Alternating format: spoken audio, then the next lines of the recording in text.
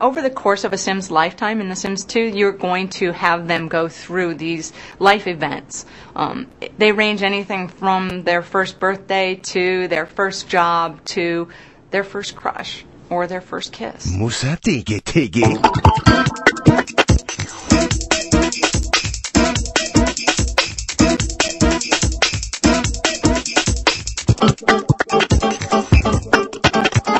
The player is going to be taking the Sims through different strategic challenges at each of those stages, kind of those rites of passage that we associate with growing up.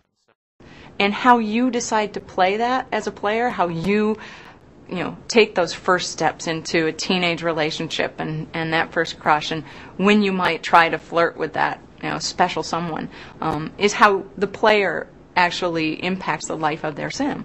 You want good food and you hate eating bad food. Oh, malu shofi. The people themselves have a lot more awareness, of what's going on around them. When somebody comes in the room, you'll see them turn their head. They might smile if it's a friend.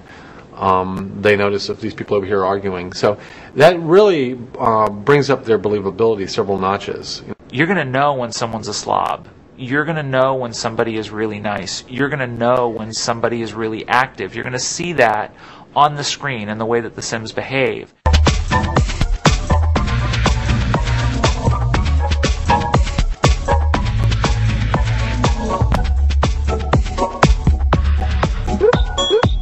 There are omelets, there's breakfast cereal. They can react to things such as a spider being in the room that they might be afraid of. They get nervous when they're near pink flamingos. There's soup, there's turkey. Another Sim who has gotten into a bit of hygiene failure and is getting a bit smelly, they're going to walk by and just, whew, that's not good. Uh-huh. They got body types, you can feed them up and get them fat. You can put them on the workout bench and get them buff and trim.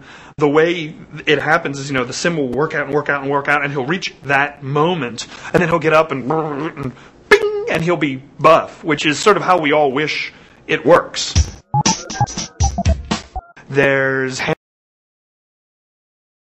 I think a key element of The Sims is things burn up. And in The Sims 2, we've got, lots of things that burn up and lots of new ways to start the fire and more intelligent response to the fire. Family behavior in the face of fire, which I think is important. But more importantly, it's an effect. In Sims 1, it was a sprite. It was a piece of art, and we'd have a couple of frames of it, and it would do this thing. It was very symbolic. And in Sims 2, we've got a much better fire. Well, fire was one of our traditional disasters. SimCity, no matter what the disaster was, it always ended up kind of resolving to fire. If there's an earthquake, it started a lot of fires. I don't do specifically flambe. I do, basically, I burn off the alcohol in sauces. And I guess technically that is a flambe. I'm still in my first job. A failed off-Broadway actor. I was a paper girl when I was about 10 years old, so Sunday mornings I used to really rue because the papers are so heavy and I had about 8 miles to walk with them, and I'd have to keep coming back to the central pile and get back out. And a bored commercial fisherman. What I did was I actually washed dogs for a living. And a non-world-class writer. I like to get up early. I get up as early as I can. Sometimes it's 4 a.m., 5 a.m. I make espresso at home, and I usually do that at the very last minute before I run out, and I try to get to work by 10. This is my iced tea mug. Every morning I fill it up with about 44 ounces of tea and the rest ice, and then I drink it all day, and if it's a long day, then I fill it twice. But most people usually comment on, my God, that is the biggest mug I've ever seen, and I can't believe you drink that, and I'm sure you spend all day in the bathroom.